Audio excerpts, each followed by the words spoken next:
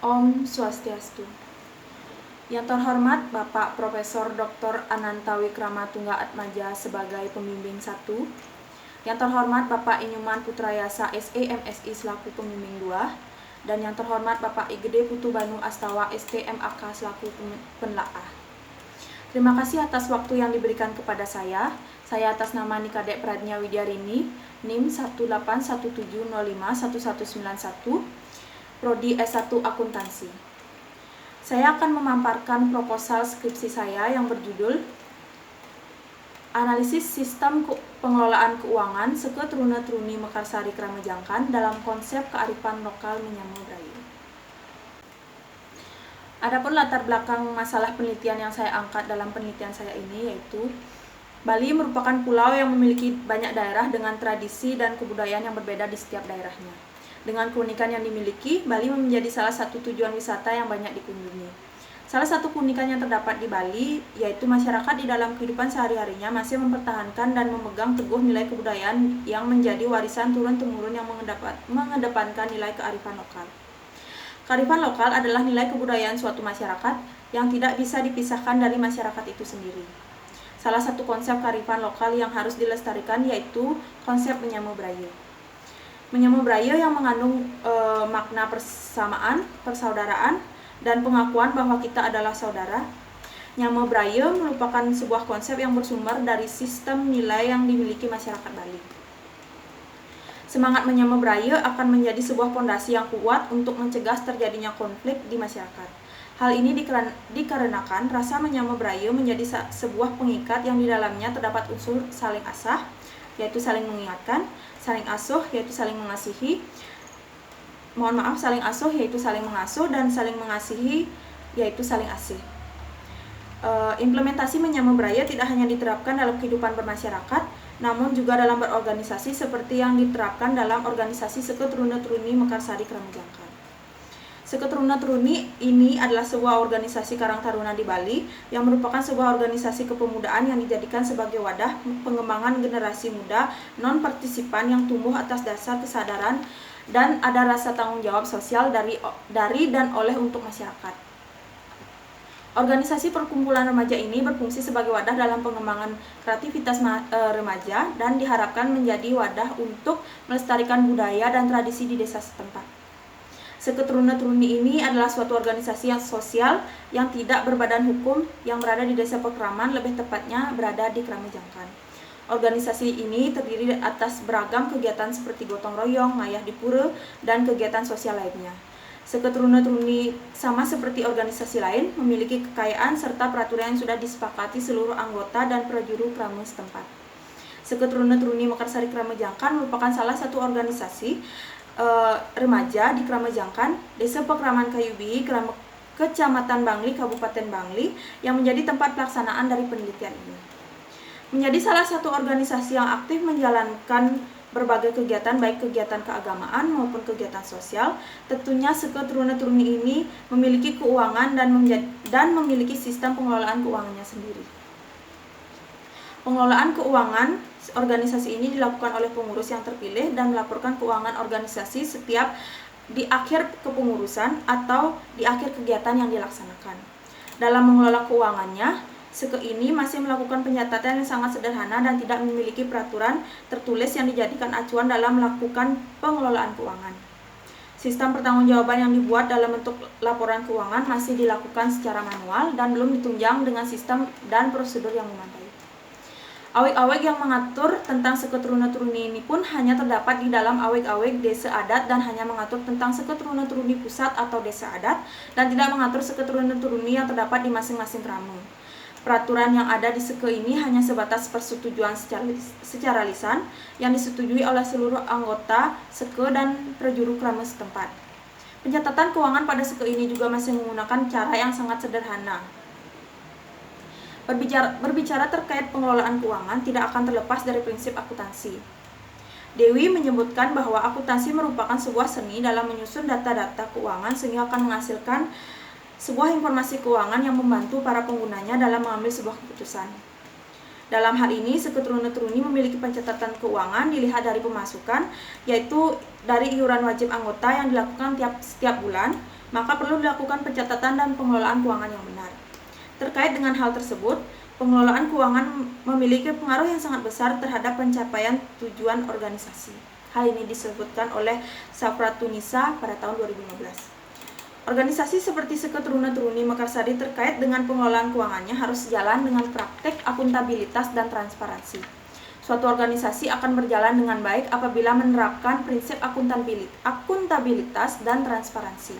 Karena dengan menerapkan prinsip tersebut dapat memberikan informasi yang terbuka dan jujur kepada para anggota Seke Truna Truni serta pertanggungjawaban yang dilakukan oleh pengurus Seke. Dalam pengelolaan keuangannya, anggota Seke memberi kepercayaan secara penuh kepada pengurus dalam mempertanggungjawabkan pengelolaan keuangan dan tidak pernah terjadi konflik sosial di dalam keanggotaan. Hal ini dikarenakan adanya unsur sosial yaitu kepercayaan, norma dan jaringan sosial yang kemudian dibingkai dalam konsep kearifan lokal Menyama Braille yang menjadi pondasi atau dasar organisasi untuk mencegah terjadinya konflik atau pertikaian antar anggota organisasi. Kemudian penelitian ini bertujuan untuk menganalisis sistem pengelolaan keuangan yang diterapkan oleh Seke Truna Truni Mekarsari Kramajangkan. Perbedaan penelitian ini dengan penelitian terdahulu yaitu penelitian ini berfokus menganalisis sistem pengelolaan keuangan yang dilakukan oleh Seke Truna Truni Mekarsari dalam ranah kearifan lokal Menyama Braille. Berdasarkan uraian di atas, peneliti tertarik untuk melakukan penelitian ini di organisasi Seke Truna Truni Mekarsari Kramajangkan, Desa Pekraman Kayubi, Kecamatan Bangli, Kabupaten Bangli, sehingga peneliti mengangkat judul Analisis Sistem Pengelolaan Keuangan Seke Truna Truni Mekarsari Kramajangkan dalam konsep kearifan lokal Menyama Braille.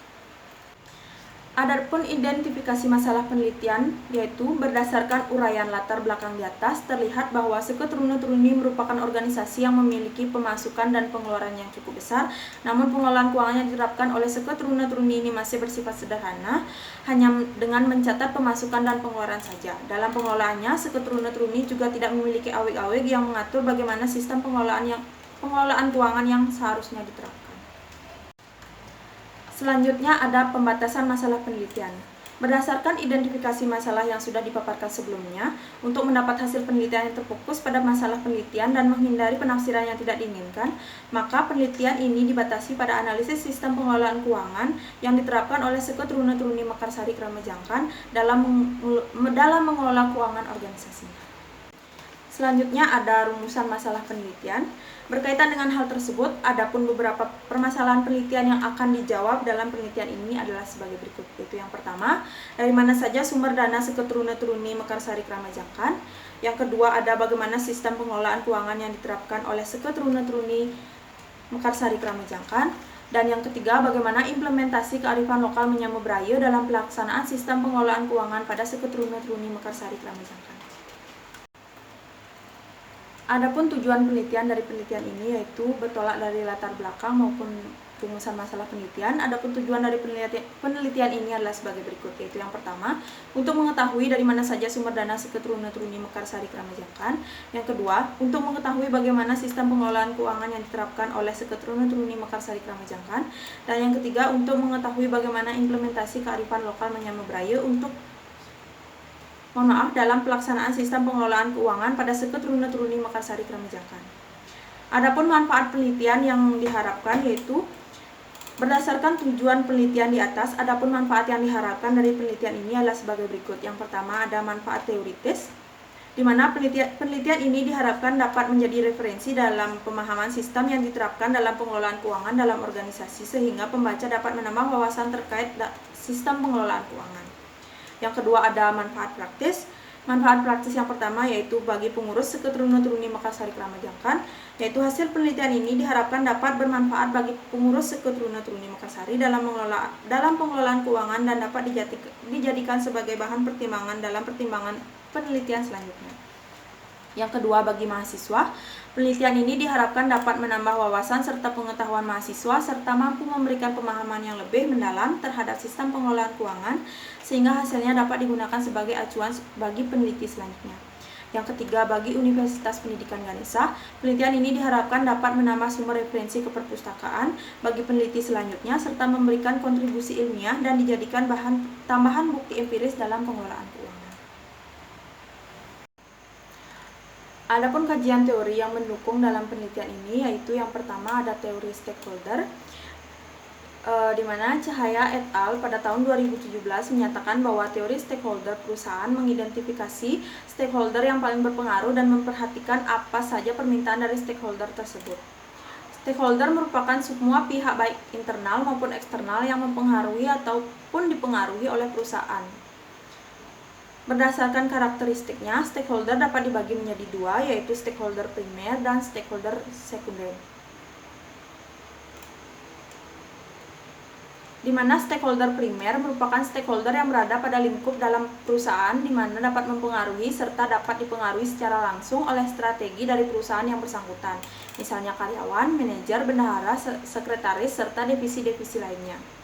Sedangkan stakeholder sekunder merupakan stakeholder yang secara tidak langsung dapat mempengaruhi kinerja suatu strategi dalam perusahaan, misalnya keterlibatan pemerintah, masyarakat, dan lain sebagainya. Dalam pengambilan sebuah keputusan, para stakeholder memerlukan informasi yang dikeluarkan oleh pembuat dan yang bertanggung jawab dalam laporan keuangan terkait dengan aktivitas yang dilakukan, baik pemasukan ataupun pengeluaran yang terjadi.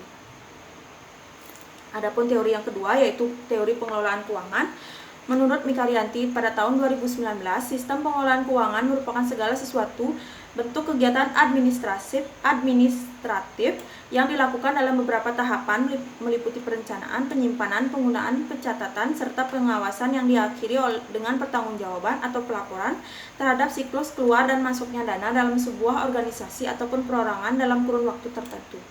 Kemudian Harry pada tahun 2012 menyatakan bahwa laporan keuangan pada umumnya adalah hasil dari sebuah proses akuntansi yang dapat digunakan sebagai alat untuk mengkomunikasikan suatu data atau laporan keuangan serta aktivitas yang berkaitan dengan organisasi.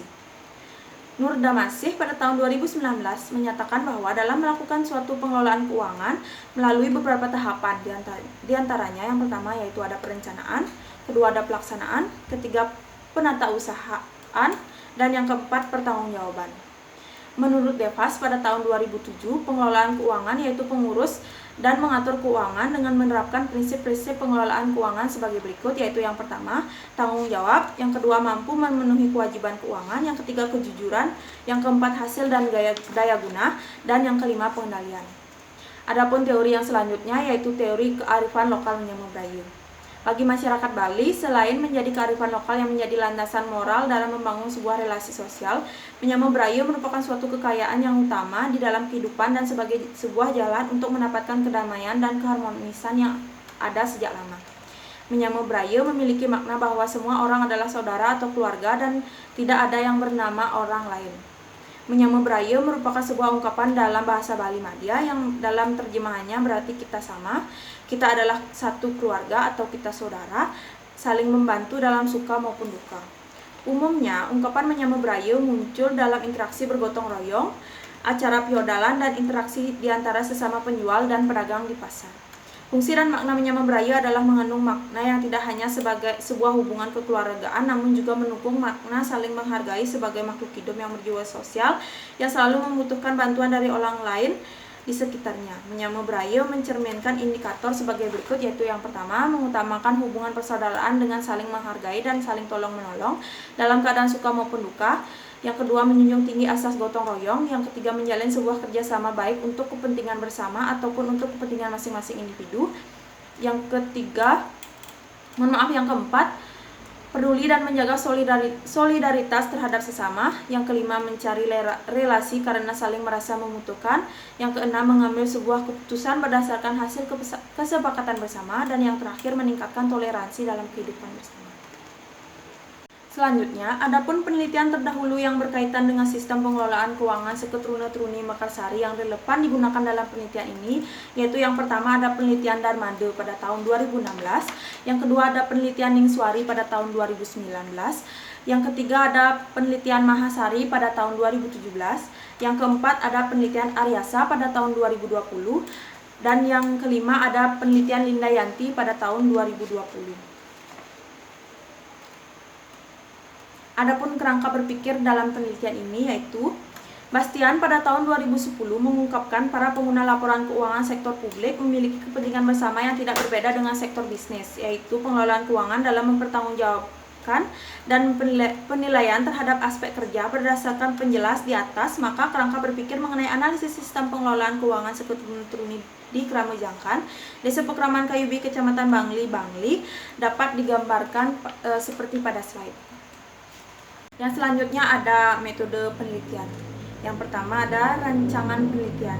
Penelitian ini menggunakan rancangan penelitian kualitatif. Penelitian kualitatif merupakan penelitian yang memiliki tujuan untuk meneliti sebuah kondisi objek alamiah di mana peneliti berperan sebagai instrumen kunci dan hasil penelitian lebih berfokus pada makna dibandingkan generalisasi. Hal ini diungkapkan oleh Sugiono pada tahun 2010. Jenis penelitian kualitatif yang digunakan adalah kualitatif deskriptif. Dalam penelitian deskriptif, penuturan dan penafsiran data yang meliputi fakta, keadaan, variabel, dan fenomena yang terjadi pada saat penelitian disajikan dengan apa adanya. Pendekatan yang digunakan dalam penelitian ini yaitu pendekatan fenomenologi. Pendekatan fenomenologi berorientasi untuk memahami, menggali, dan menafsirkan arti dari fenomena-fenomena atau peristiwa-peristiwa serta hubungannya dengan orang-orang yang biasa ada di dalam situasi tertentu. Pada penelitian ini, fenomena yang diteliti dalam sistem pengelolaan keuangan yang diterapkan oleh Seketuruni Mekarsari Kramajangkan. Adapun rancangan penelitian dapat dilihat seperti pada slide. Yang selanjutnya ada lokasi penelitian. Penelitian ini dilaksanakan di Jangkan, Desa Pekraman Kayubi, Kecamatan Bangli, Bali, untuk menganalisis sistem pengelolaan keuangan Seketuruni Mekarsari Kramajangkan. Alasan dilakukannya penelitian di lokasi ini karena peneliti tertarik untuk meneliti sistem pengelolaan keuangan yang diterapkan pada organisasi Seketuruni Mekarsari Kramajangkan ini. Yang selanjutnya ada objek dan subjek penelitian. Adapun objek yang digunakan di dalam penelitian ini adalah sistem pengelolaan keuangan Seketuruni Mekarsari Kramajangkan. Subjek dalam penelitian ini yaitu pengurus Seketuruni dan beberapa anggota yang pernah menjabat sebagai pengurus Seketuruni. Alasan dipilihnya pengurus Seke dan beberapa anggota yang pernah menjadi pengurus karena pengelolaan keuangan dilakukan oleh pengurus serta pengurus yang lebih memahami bagaimana pengelolaan keuangan yang dilakukan oleh Seke. Yang selanjutnya ada jenis penelitian. Adapun jenis penelitian yang digunakan yaitu peneliti menggunakan dua jenis data sebagai data pendukung dan penunjang dari hasil penelitian selanjutnya yang meliputi yang pertama ada data kualitatif yaitu merupakan data yang berupa data verbal, bukan merupakan simbol, angka atau bilangan. Yang kedua ada data kuantitatif. Data kuantitatif merupakan data yang berupa simbol, angka atau bilangan. Selanjutnya ada sumber data penelitian. Sumber data penelitian yang pertama yaitu data primer, di mana data primer merupakan data yang diperoleh secara langsung dari sumber asli maupun proses wawancara kepada narasumber terkait, khususnya kepada pengurus dan beberapa anggota yang pernah menjabat sebagai pengurus Seketuruni Mekarsari. Yang kedua ada data sekunder. Data sekunder merupakan data yang diperoleh secara tidak langsung melalui media perantara. Data sekunder meliputi pembukuan tentang pelaporan keuangan dari transaksi yang dilakukan berupa pemasukan dan pengeluaran biaya untuk kegiatan yang dilakukan, serta kwitansi-kwitansi pendukung dalam laporan keuangan. Yang selanjutnya ada metode pengumpulan data. Metode pengumpulan data yang dilakukan dalam penelitian ini yaitu tahap wawancara, observasi, dan studi dokumentasi. Yang pertama ada observasi, yaitu peneliti secara langsung mengamati situasi, kondisi, dan fenomena yang terjadi di lokasi. Yang kedua ada wawancara. Dalam penelitian ini yaitu percakapan yang dilakukan oleh kedua belah pihak atau peneliti dan informan. Adapun beberapa informan yang menjadi informan dalam penelitian ini yaitu yang pertama ada klien Kramajangkan, yang kedua ketua Seketuruni Mekarsari. Yang ketiga ada sekretaris Seketuruni Mekarsari, keempat ada bendahara Seketuruni Mekarsari, dan yang terakhir ada anggota Seketuruni yang pernah menjabat sebagai pengurus. Kemudian yang selanjutnya ada dokumentasi. Dalam penelitian ini dengan menggunakan dokumen berupa catatan sumber pendapatan dan pengeluaran yang digunakan oleh Seketuruni Mekarsari. Selanjutnya ada teknis analisis data. Teknik analisis data yang digunakan dalam penelitian ini adalah teknik deskriptif, membuat gambaran yang dilakukan dengan cara yang pertama reduksi data, yang kedua penyajian data, dan yang ketiga penarikan kesimpulan. Reduksi data adalah proses pemilihan, pemusatan perhatian pada penyederhanaan, pengobservasian, dan transformasi data mentah atau data kasar yang muncul dari catatan-catatan tertulis di lapangan. Yang selanjutnya ada penyajian data, adalah suatu proses penyampaian informasi yang bersifat kompleks, yang berbentuk sistematis sehingga menjadi bentuk yang sederhana serta mudah dipahami maknanya. Dan yang terakhir ada penarikan kesimpulan, adalah langkah terakhir yang dilakukan peneliti dalam menganalisis data secara terus-menerus, baik pada saat pengumpulan data ataupun setelah melakukan pengumpulan data. Yang terakhir ada uji keabsahan data. Triangulasi data dilakukan saat proses pengumpulan data, misalnya hasil wawancara yang dipadukan dengan dokumen terkait. Dalam penelitian ini, peneliti menggunakan triangulasi metode dan triangulasi sumber data, sehingga peneliti dapat melakukan perbandingan data secara akurat untuk mendapat data dan informasi yang relevan terkait dengan objek penelitian yang digunakan. Triangulasi metode merupakan metode triangulasi dengan cara membandingkan informasi atau data yang didapat dengan menggunakan metode pengumpulan data yang berbeda. Kemudian triangulasi sumber data merupakan metode triangulasi yang membandingkan informasi dari satu sumber dengan sumber perolehan data yang berbeda. Baik, sekian presentasi dari saya. Apabila ada kesalahan yang disengaja maupun yang tidak disengaja, saya memohon maaf yang sebesar-besarnya. Saya tutup presentasi ini dengan mengucapkan Param Santi. Om Santi, Santi, Santi, Om.